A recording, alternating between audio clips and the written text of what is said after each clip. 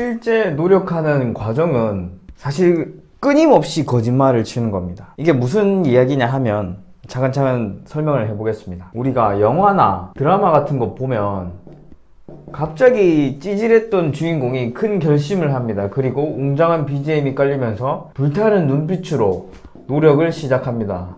수많은 문제들을 마주하고 해결해 나가는 과정들을 빠르게 보여주죠. 그리고 임무가 나옵니다. 몇 년 뒤 전과는 비교할 수 없을 정도로 성장한 주인공을 보여주죠. 마치 노력하는 과정이 이런 느낌인 것처럼 묘사를 많이 합니다. 그런데 실제로 우리가 노력하는 과정은 끊임없는 거짓말입니다. 나한테 나 스스로 계속해서 거짓말을 쳐야 되는 겁니다. 좀 비참하죠. 노력의 과정은 실제로 이렇게 웅장하기보다도 비참합니다.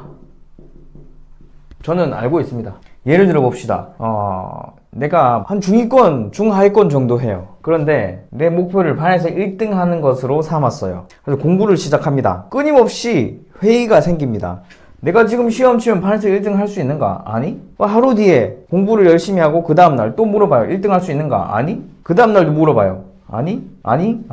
끊임없이 거짓말을 쳐야 돼요. 나는 할 수 없는데 할 수 있다라고 생각하고 계속해서 공부를 해야 되는 거죠. 노력을 해야 되는 거죠. 정말이지 끊임없는 거짓말입니다. 될 때까지 거짓말을 쳐야 돼요. 나한테 할 수 있다고. 안 되는데, 그렇죠, 현실은 안 되는데 할 수 있다고 계속 거짓말을 쳐야 된다니까요. 이게 노력이에요. 이게 원래의 노력의 의미입니다. 그래서 이번 시간에 제가 하고 싶은 이야기는 노력하는 과정이 이렇게 비참하고 힘든 건가? 눈물이 나게 고통스러운데 이게 맞나? 내가 본 노력은 이런 모습이었는데 몇 년 뒤 해서 비교도 할 수 없이 성장한 멋진 나의 모습을 만드는 그런 과정을 상상했는데 이게 지금 노력이 맞나? 너무 비참하다 하시다면 정말 잘하고 계시다는 이야기를 오늘 제가 꼭 해드리고 싶었습니다. 이번 시간에는 불평등에 대해서 좀 이야기를 해보려고 합니다. 많은 사람들이 평등한 걸 좋아합니다. 평등을 추구하는데 자발적으로 불평등을 추구할 수 있어야 됩니다. 이게 무슨 말이야? 의아할 수 있겠지만 제 이야기를 한번 들어보시죠. 자, 가정을 해봅시다. 학교 교실에 앉아있는데 선생님이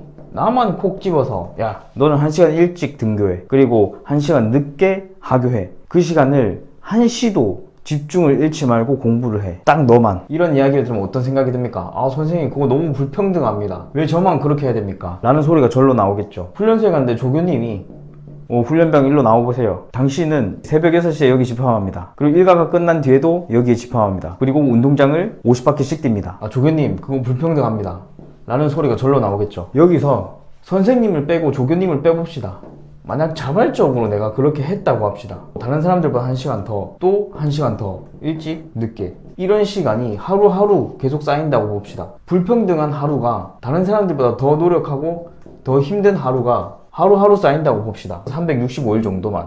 그러면 나는 어떤 사람이 되어 있을까요? 그 교실 내에서는 아마 최고가 되어 있을 겁니다. 그 훈련소 내에서는 아마 최고가 되어 있을 겁니다. 달리 말해서 자발적으로 불평등을 감내하는 능력이 있다면 당신은 더 나은 인생을 살 수 있는 겁니다. 네이비실 들어보셨죠? 특수부대 군인들이라고 보시면 됩니다. 정신적으로 육체적으로 정말 탁월하게 강인한 사람들입니다. 이 사람들은 어떻게 그렇게 강인해질 수 있는가? 이 사람들의 특징은 무엇인가에 대해서 생각을 많이 해봤습니다. 이 사람들의 공통적인 특징이 뭘까? 사격을 잘한다는 걸까? 달리기를 잘한다는 걸까? 수영을 잘한다는 걸까? 비행, 낙하를 잘한다는 것일까? 다 잘합니다. 그런 문장 하나로 정의할 수 없을 정도로 정말 잘하는 것들이 많은 사람들입니다. 이 사람들을 정의할 수 있는 가장 좋은 문장은 제가 봤을 때는 최악을 견딜 수 있다. 요겁니다. 여기서 우리는 교훈을 얻어야 됩니다. 이 네이비실이 그토록 위대한 특수부대 군인이라고 불리는 이유는 최악을 견딜 수 있기 때문입니다. 최악을 견딜 수 있기 때문에. 그럼 우리의 인생도 좀 훌륭하고 탁월해지기 위해서는 이 네이비실처럼 최악을 견딜 수만 있다면, 그러니까 무언가를 잘하려고 애쓴다기보다도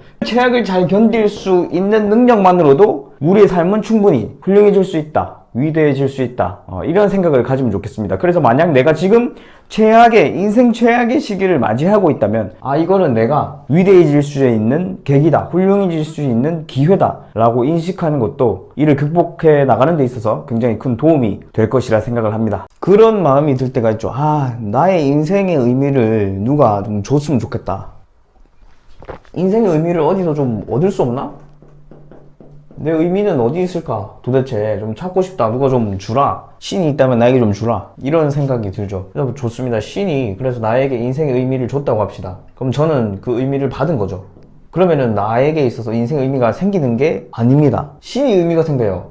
신 입장에서 나는 이러한 인간들에게 인생의 의미를 나누어주는 아주 의미 있는 일을 하는 신이야. 이렇게 되어버립니다. 이 신을 사람으로 바꿔도 좋겠죠. 그리고 나는 그냥 그 의미를 받은 것밖에 안 돼요. 내가 뭐 만들어낸 게 아니죠. 그래서 나의 의미가 아니에요. 엄밀히 말하면. 이걸로 내가 어떤 의미 있는 일을 했다고 말할 수가 있습니까? 그렇죠. 없어요. 그러니까 받아서는 의미를 만들 수가 없는 거예요. 받는 거는 의미가 아니에요. 쉽게 생각하면 우리가 현실에서도 봅시다. 돈을 받는 사람이 누굽니까? 가치를 주는 사람이죠. 떡볶이를 주는 사람이고 트레이닝을 시켜주는 사람이고 치료를 시켜주는 사람이 돈을 받습니다. 그렇죠. 마찬가지입니다. 인생의 의미도 가치를 주는 사람이 의미를 받는 겁니다. 이해가 되시죠? 그래서 내가 인생의 의미를 찾으려면, 만들려면 나는 이거를 어떻게 받을지를 생각해야 되는, 요 구조만 생각해서는 요거를 생각을 못 합니다. 줄 거를 생각을 못 해요. 줄 거를 먼저 생각을 해야지 인생의 의미가 생기는 건데, 계속 이 의미를 받을 것만 생각을 하니까, 계속 신이 나에게 줬으면 하니까, 누군가가 나에게 의미를 찾아줬으면, 만들어줬으면 하는 생각만 하니까, 내가 인생의 의미를 찾지 못하고 방황하게 되는 거죠. 그래서 내가 무엇을 줄 수 있을까를 생각을 해야 됩니다. 무엇을 줄 수 있을까? 내가 어떻게 하면 저 사람을 웃게 만들 수 있을까? 저 사람을 즐겁게 만들 수 있을까? 저 사람의 문제를 해결해 줄 수 있을까?를 생각을 해야죠. 그것도 잘. 그렇게 되면 이제 내 인생의 의미를 조금씩 찾아갈 수 있고 만들어갈 수 있고 느낄 수 있게 되는 거예요. 그래서 우리는 무조건 의미와 가치를 전달해야 된다. 이 주는 사람 입장에 늘 위치해야 된다. 이렇게 이해하시면 되겠습니다. 최근에 있었던 일인데, 늘 저에게 진료를 받으시는 중년의 남성분이 계세요. 앉으셔서 침 맞으실 때도 있고 엎드리셔서 침 맞으실 때도 있어서 얼굴은 정말 자주 못 뵙는데 이름과 연세와 증상과 이런 것들은 제가 모두 잘 알고 있죠. 목소리만 들어도 당연히 잘 알죠. 이분께서는 늘 어깨, 목이 늘 불편하세요. 그래서 어깨 좀 풀어주세요. 저한테 꼭 그렇게 말씀을 하십니다. 여느 때처럼 어깨를 풀어드리고 있었습니다. 이분이 그렇게 말씀이 많으신 편이 아니셔가지고 치료만 잘 받으시고 가십니다. 감사합니다 하고 그냥 가십니다. 그런데 그날따라서 칩을 맞는 도중에 잠깐 이렇게 일어나서 말씀을 하시더니 뭐라고 하셨냐면, 덕분에 마음 놓고 무리합니다. 감사합니다. 저는 참 이 표현을 듣고 생각이 좀 많아졌어요. 이 따뜻한 마음이 참 올라오면서, 와, 정말 이런 게 사랑이구나.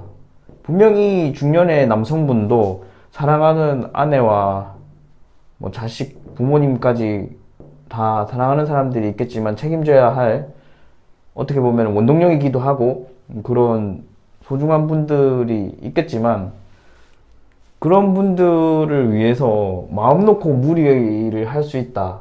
마음 놓고 무리를 할 수 있게 해주셔서 감사하다. 정말 멋있는 표현 아닐까요? 저는 이제 진료를 보는 입장에서 모든 환자분들께 이렇게 말해요. 무리하지 마세요. 이렇게 통증이 있을 때는 통증이 발현되지 않는 범위 내에서만 제대로 활동을 해주세요. 일부러 무리해서 통증을 발현시키면은 회복에 좋지 않습니다. 라는 이야기를 많이 하는 편인데, 마음 놓고 무리할 수 있게 해주셔서 감사합니다입니다.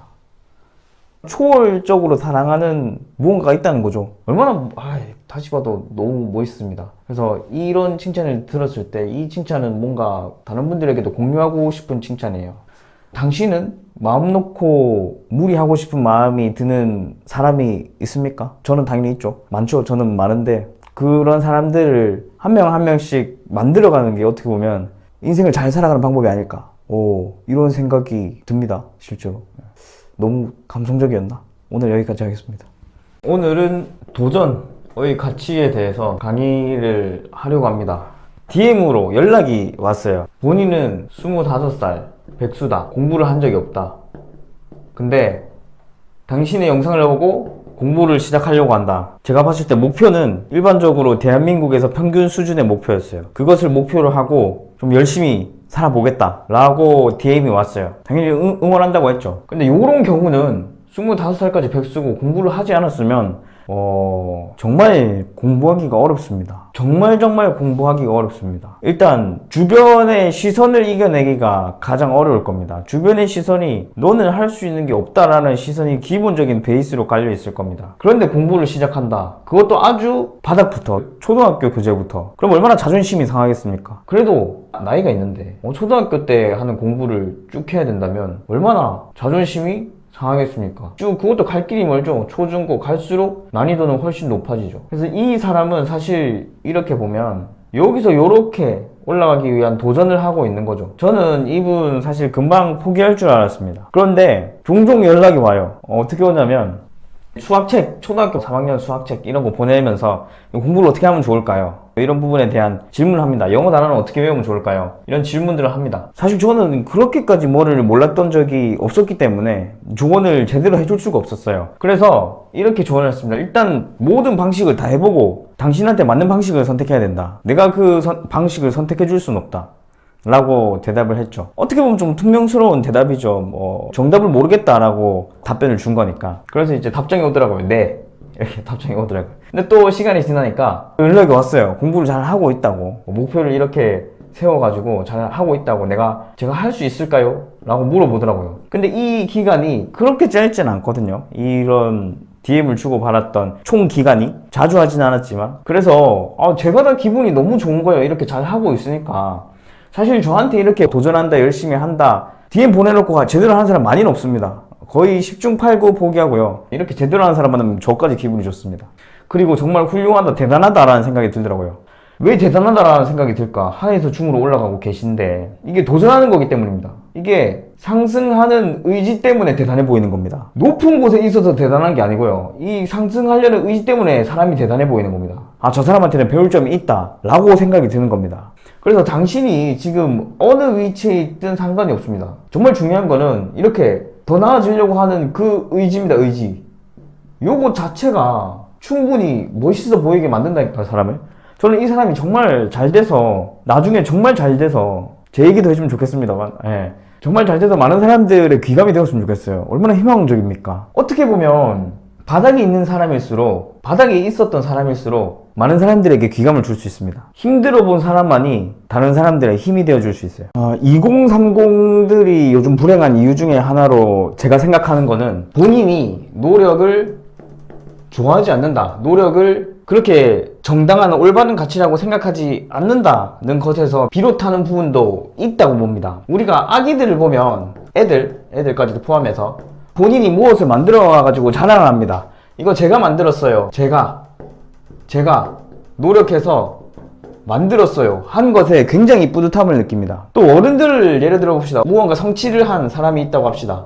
그럼 이 사람에게 이렇게 이야기를 한번 해보세요. 야, 너는 정말 운이 좋다. 너는 노력을 하나도 안 하고 주변에서 다 도와주고 부모님 덕으로, 세상 덕으로, 환경 덕으로 딱 운이 좋아가지고 이걸 성취를 해낼 수 있었네.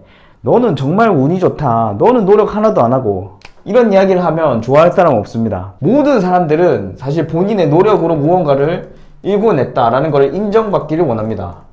왜냐면 노력을 좋아하거든요. 그런데 많은 사람들이 노력을 안 하면서 성공을 하는 것이 마치 옳은 것인 양 오해하고 있기 때문입니다. 노력 안 하고 성공했다라는 이야기를 보거나 들으면 부럽긴 합니다. 부럽긴 한데 그게 내가 원하는 건가? 라는 부분은 생각을 해보셔야 된다는 거죠. 그러니까 다른 사람들로부터 이런 이야기를 듣고 싶은지 한번 생각을 해보세요. 너는 하나도 노력 안 하고 정말 운이 좋아서 딱 좋은 타이밍에 좋은 시기에 아주 행운의 기회를 만나서 성공을 할 수 있었구나. 정말 너는 한 게 아무것도 없구나 라는 이야기를 들었을 때 기분이 좋겠냐고요. 그렇지 않죠.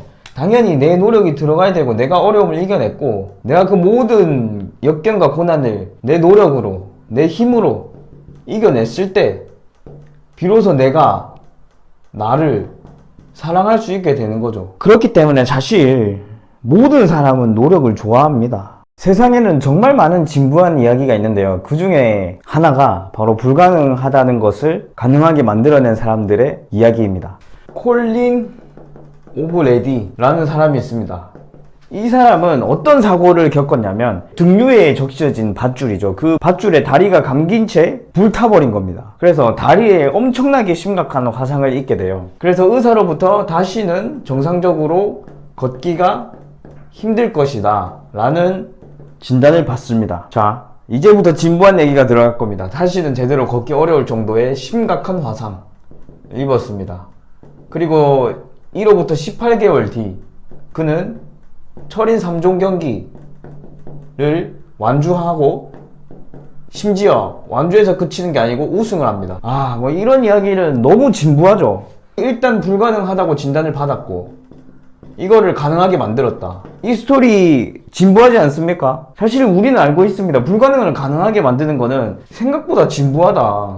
다른 말로 당연히 가능하다. 이 이야기가 나의 이야기가 되지 않으리라는 법이 있습니까? 우리의 인생도 좀 진부하게 살아봅시다. 당연히 불가능하다고 말했던 것, 진단을 받았던 것, 판단을 받았던 것, 당연히 가능하게 좀 만들어 봅시다. 지금 제가 할 이야기는 정말 중요한 이야기입니다. 빅터 프랭클의 죽음의 수용소에서 라는 명저가 있죠. 그 생각보다 정말 유명한 책인데 직접 다 읽어보신 분들은 찾기가 어렵더라고요. 그래서 이 책은 꼭 읽어보시기를 추천드립니다. 정말 좋은 책입니다. 수용소에 갇힌 사람들의 이야기입니다. 보시면 어느 집단은 통제 불가능한 것에 희망을 갖습니다. 언제 풀려날지 모르는 상황이거든요. 정말 지옥 같은 상황이긴 한데 그 상황에서 희망을 갖고 살아가는 사람들이 있습니다. 근데 통제 불가능한 영역에 대한 희망이에요. 이 날이 되면 풀릴 거야. 저 날이 되면 풀릴 거야. 내 생일이 오면 풀릴 거야. 크리스마스가 지나면 풀릴 거야 하는 헛된 희망이죠. 아무런 근거 없는 헛된 희망입니다.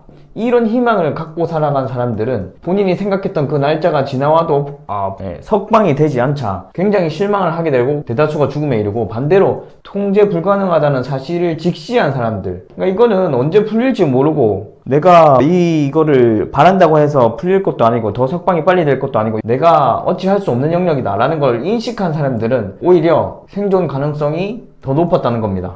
자, 여기서 더 들어가서 마치 우리가 통제할 수 없는 일들에 붙잡혀 있는 거는 내가 결과를 결정할 수 없는 거잖아요. 내가 결과를 결정할 수 없는 일들에 스트레스 받으면서 신경 쓰는 거는, 내가 로또 복권을 사러 갔는데 이 당첨될 번호를 내가 고를 수 없잖아요. 내가 아무리 머리 쓰고 고민해도 그 숫자를 바꿀 수는 없잖아요. 그 미래에 당첨될 숫자를. 그런데 그거를 주구장창 고민하고 있는 겁니다. 마치 비유하자면 내가 컴퓨터 사이펜을 들고 고민하고 신중하면 이게 결과가 바뀝니까? 내가 영향을 미칠 수 있습니까? 통제가 가능합니까? 통제 불가능하죠.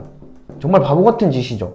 이런 짓을 우리가 한다니까요. 그래서 우리는 이 일이 내가 통제가 가능한가 통제가 불가능한가를 확인을 해야 되고, 통제가 불가능하다면 직시하고 그 일에서는 손을 떼야 됩니다. 내가 어차피 결과를 컨트롤할 수 없다면 그 일에선 손을 떼야 돼요. 통제 가능한 일에, 다른 말로 내가 열심히 하면 결과를 바꿀 수도 있는 일에 집중을 해야 됩니다. 이게 뭡니까? 다 공부, 운동, 자기개발, 우리의 일상입니다. 일상은 우리가 컨트롤할 수 있는 영역입니다. 통제 가능한 영역입니다. 통제 가능한 영역, 여기에 집중을 해야 됩니다. 인생이 무의미한 게 잘못된 게 아니에요. 그것과 싸우지 않는 게 잘못된 겁니다. 살다 보면 인생의 무의미함을 깨닫게 되는 순간이 있습니다. 광활한 시공간의 우주에 비하면 나라는 존재의 인생은 참 미비하다, 무의미하다, 이런 생각이 들죠. 그리고 내가 아무리 열심히 해도 나보다 잘하는 사람이 있고, 내가 아무리 노력하고 애써도 나보다 그 일을 더 잘하는 사람이 있기 마련이죠. 그렇게 되면 나의 결과물은 별로 세상에 의미가 없는 것이 아닐까, 이러한 생각에 사로잡히는 무의미함에 빠지는 시기가 있습니다. 아무리 열심히 해도 노력해도 착하게 살아도 실패하고 탈락하고 손해를 본다면 이거 너무 공허한 거 아닌가, 무의미함에 빠지게 되면은 무기력해집니다.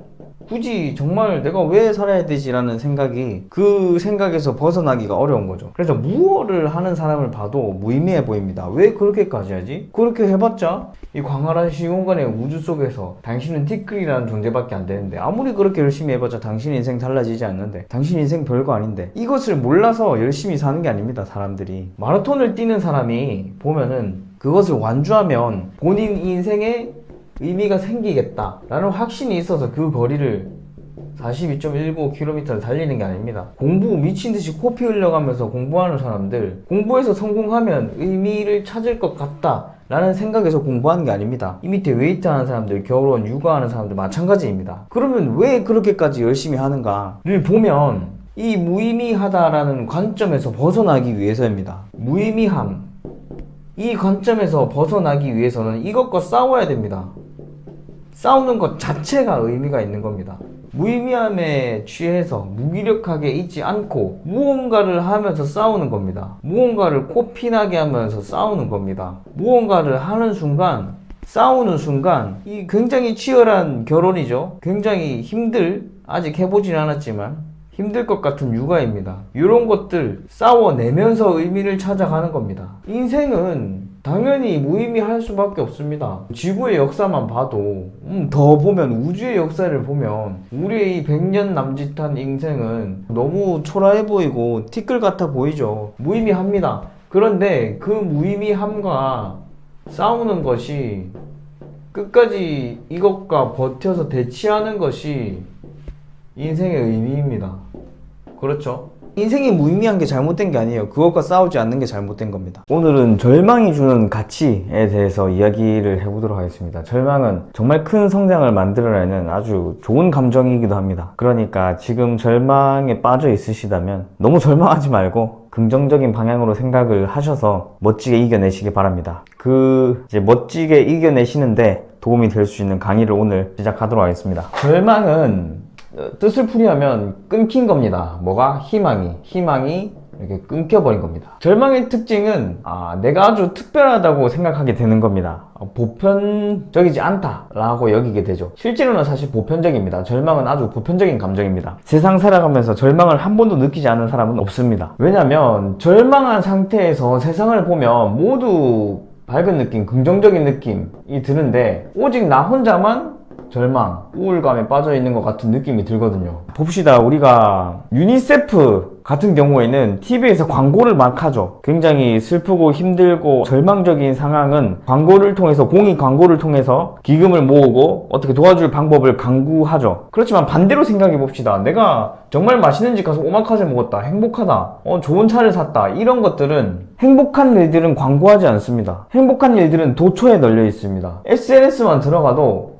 정말 행복한 일들이 쏟아져서 힘들 지경입니다. 세상은 정말 행복으로 가득 있는 그런 느낌이 들 정도죠. 그런 상황에서 내가 절망에 빠져 있으면 당연히 특별한 줄 알죠, 내가.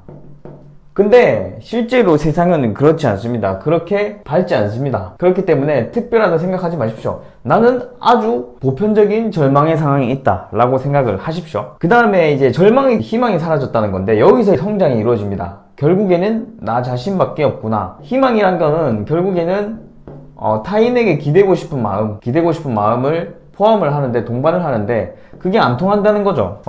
대한민국 사람들은 특히 일찍 깨닫게 되는데 아무리 좋은 선생님이 있다고 해도, 아무리 좋은 부모 밑에서 자랐다고 하더라도 결국에는 본인이 시험을 쳐야 됩니다. 그 시험 치는 순간에는 그 누구도 나를 도와줄 수 없어요. 오직 나뿐입니다. 그거를 해결할 수 있는 사람은 나뿐이고, 그 문제를 직접적으로 마주하는 사람 나뿐이고, 그 문제를 망쳤을 때, 그 시험을 망쳤을 때 피해보는 것도 실질적으로는 나뿐입니다. 결국에는 다 내가 해야 되는 거구나. 결국에는 나의 문제구나. 그 누구도 나를 구해주지 않구나. 그때 이제 희망들이 끊겼죠. 타인에 대한 희망들이 끊긴 겁니다. 그러면서 성장이 이루어진 거예요. 모든 문제는 결국에는 나 자신이 해결해야 된다 라는 깨달음에 이르게 됐죠. 그렇다는 말은 한 발자국만 더 나아가면은 결국 해결책은 나의 손에 있다 라는 겁니다. 일단 타인의 손에는 해결책이 없어요. 키가 없어요. 그렇다면 어디 있냐? 결국에는 내 손에 밖에 없어요. 모든 문제는 결국에는 내가 해결해야 됩니다. 그 누구도 해결해주지 않습니다. 이거는 어떻게 보면은 절망, 타인에 대한 희망이 끊긴 것도 하지만 나 자신에 대한 성장의 필요성을 확증하는 어떤 요인이 되기도 하죠. 그렇기 때문에 절망이란 거는 다른 말로 자기 자신에 대한 의지, 절대적인 의지로 나아갈 수 있겠습니다.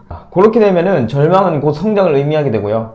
그래서 그렇게 나쁜 감정으로만 볼 수 없게 됩니다. 진격의 거인 애니메이션 아시나요? 들어보셨던 분도 계실 거고 이미 본 분도 계실 겁니다. 저도 이제 거의 다 봐가거든요. 재밌게 봤습니다. 이 캐릭터들을 보면 재미난 사실을 알 수가 있는데 우리 현실에도 적용을 해서 그 사실을 알고 살아간다면 꽤 도움이 되는 부분이 있습니다. 나는 사랑을 하고 싶어, 가치를 쫓고 싶어 라는 생각을 늘 하면서 살잖아요. 한편으로는 또 힘들긴 싫어. 나는 자유롭고 싶고 책임이 좀 무겁지 않았으면 좋겠어. 이런 삶을 살아가기를 원하기도 합니다. 그래서 30대, 40대인데 본인은 힘든 게 없다. 책임져야 할 처자식이 없다. 나는 비교적 자유롭다. 내 벌 거 벌어서 내가 하고 싶은 거 하면서 자유롭게 살고 있다. 이러한 사실이 나는 너무 후회가 안 되고 정말 잘한 선택인 것 같다. 이렇게 자기 주장을 하는 경우를 종종 볼 수가 있잖아요. 그죠? 반대로 이제 유부남, 유부녀분들 같은 경우에는 사랑하는 것들이 생기죠. 사랑하는 자식이 생기고 지켜야 할 가정이 생기고 중요한 것들이 생기죠. 대신 그만큼 힘들고 자유롭지 않고 책임이 생기는 거죠. 그래서 이 둘 중에 어떤 삶을 살아가야 되는가, 저는 자유로운 삶을 살아가야 되는가 아니면 책임을 가지면서 살아야 되는가, 이런 부분도 생각할 수 있게 되어서 굉장히 재밌습니다. 보시면 전반적으로 캐릭터마다 본인들이 추구하는 가치가 명확해요. 본인들이 사랑하는 것들이 있어요. 본인들이 가장 사랑하는 것 때문에 인생이 힘들어집니다. 에렌은 주인공인데 이 주인공은 자유를 갈망해요. 자유를 너무 사랑해요. 이 주인공한테는 자유가 최고입니다. 그래서 이 자유 때문에 굉장히 힘들어집니다. 그리고 이 캐릭터는 가만히 보면 나오는 캐릭터 중에 가장 자유롭지 않아요. 대부분 손에 뭐 수갑 차 있고 어디 감옥에 가 있고 그렇습니다. 그리고 진격의 거인 애니메이션의 아주 핵심적인 어떤 상징이 입체 기동장치인데 이 기동장치를 쓰는 장면을 보면 굉장히 자유롭거든요. 인간이 하늘을 날고 싶어 하는 그런 자유로워지고 싶어 하는 욕망이 있잖아요. 그것마저도 쓰지 말라고 합니다. 이 친구한테는. 무튼 제일 자유롭지 않은 캐릭터입니다. 왜냐면 자유를 가장 사랑하기 때문에. 여기서 힌트를 얻으면 내가 가장 사랑하는 건 내가 가장 훌륭하다, 옳다, 내가 가장 좋아하는 가치 때문에 내가 힘듭니다. 그러니까 다른 캐릭터는 이렇게 자유 때문에 힘들어하진 않아요. 아르민 같은 경우에는 지식입니다. 지식. 뭐를 알고 싶어 해요. 계속 얘는. 그래서 내가 만약 이때 이랬으면 저때 저랬으면 어땠을까, 다른 이런 선택을 했으면 어땠을까 하는 것 때문에 고통스러워합니다. 본인이 추구하는 가치 때문에 고통스러워해요. 다시 말해서 가치란 것은 본인이 추구하는 사랑하는 것들은 결국에는 고통인 거죠. 이 다른 말로 내가 사랑하기 때문에 이러한 고통까지 감내할 수 있다는 거예요. 다른 말로 하자면 얘는 자유를 너무 좋아해서 자유를 찾기 위한 고통은 충분히 감내할 수 있다는 거죠. 고통을 뛰어넘는 가치를 추구하고 있는 거예요. 얘는. 미카사 이 사람은 주인공을 좋아합니다. 주인공을 사랑해서 이 주인공 때문에 고생을 너무 많이 해요. 불쌍해요. 그래도 얘는 이 에렌이라는 사람을 너무 사랑하기 때문에 이게 최고의 가치인 거예요. 이 사랑이 이것들보다 훨씬 위에 있는 거죠.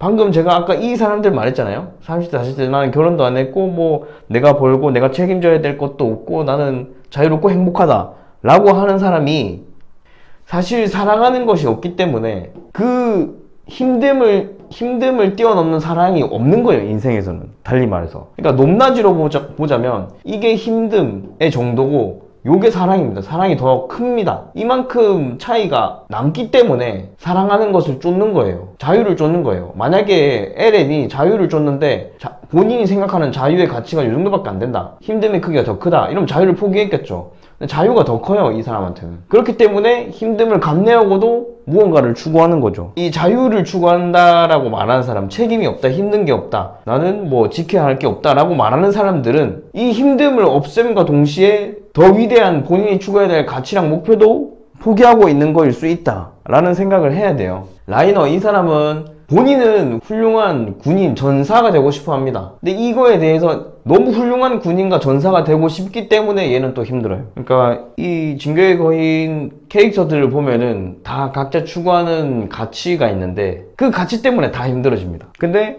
다 힘듦을 감수할 수 있을 정도로 그 가치를 사랑합니다. 우리도 우리의 인생에 있어서도 그런 가치를 반드시 만들어야 됩니다. 이 가치를 추구할 때 반드시 알아야 될 거는 이 가치 때문에 내 인생은 반드시 더더욱 힘들어질 것이다. 행복해지고 윤택해지는 부분도 있겠지만 그건 못지않게 힘들어질 겁니다. 거의 이렇게 될 수도 있어요. 거의 비슷할 수도 있어요. 격차가 거의 안 나게. 그래도 힘듦보다 더 위대한 가치, 조금이라도 위대한 가치가 있으면은 우리는 그걸 추구해야 된다. 노력을 해야 된다.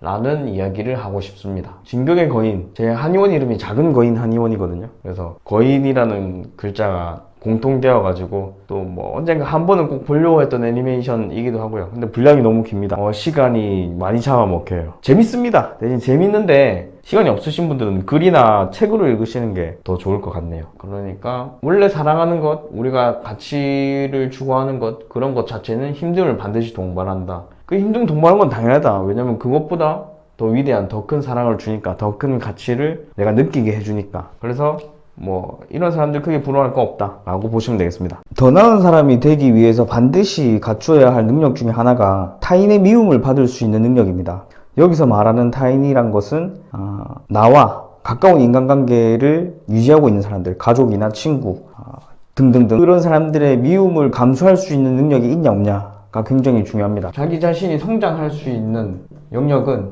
타인과 연관해서 봤을 때는 크게 두 가지가 있겠죠.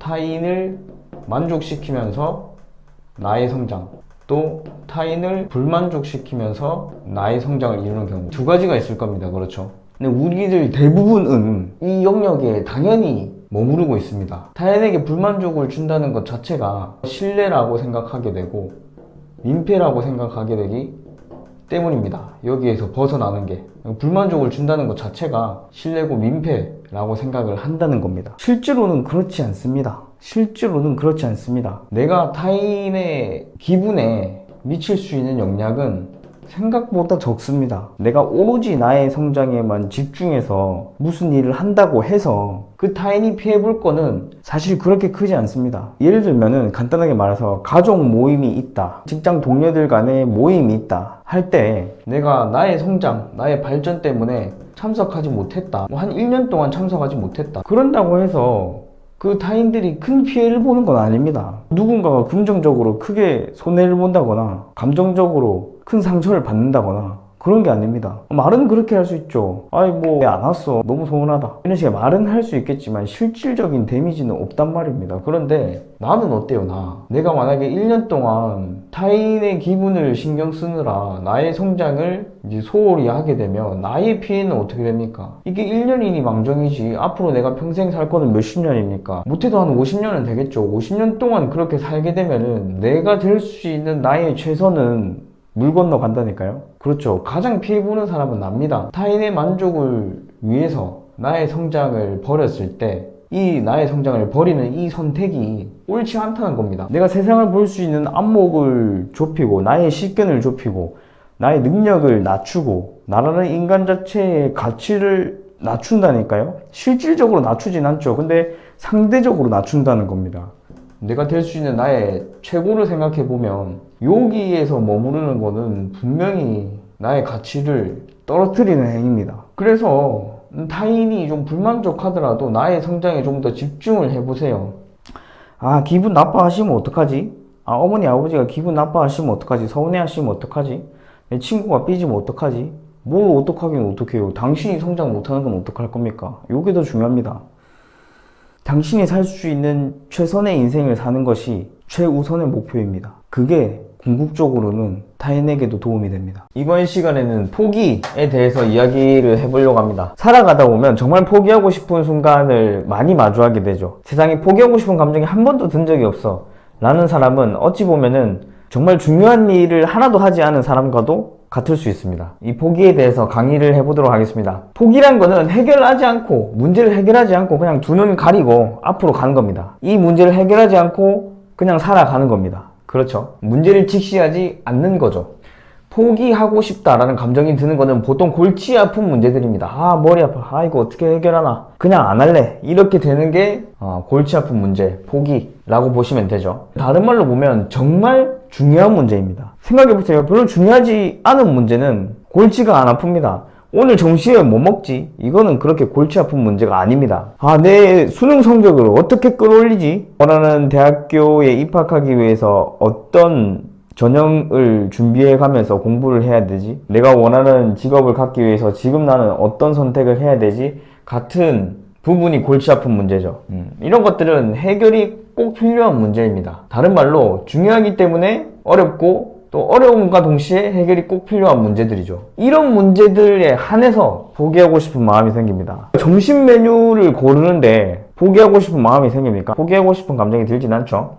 근데 문제를 직시하지 않고 해결하지 않고 쭉 이렇게 살아가다 보면 이 문제들은 나를 계속 따라옵니다. 절대 해결하지 않고는 없어지지 않는 문제입니다. 나를 따라오면서 심지어 썩습니다. 더 자질구레한 문제들을 더 많이 끌고 옵니다. 이런 문제들은 악취도 나고 아주 고약합니다. 더 해결하기 어려워지는 거죠. 왜냐면 정말 중요한 문제는, 어려운 문제는, 해결이 꼭 필요한 문제는 해결하지 않고는 해결되지 않기 때문입니다. 그래서 결론은 문제를 직시하라는 겁니다. 빠르게. 그래서 이렇게 생각을 해야 돼요. 아, 정말 포기하고 싶다 하는 감정이 드는 순간, 아, 이 문제는 내가 직시해야 된다. 이렇게 생각을 하십시오.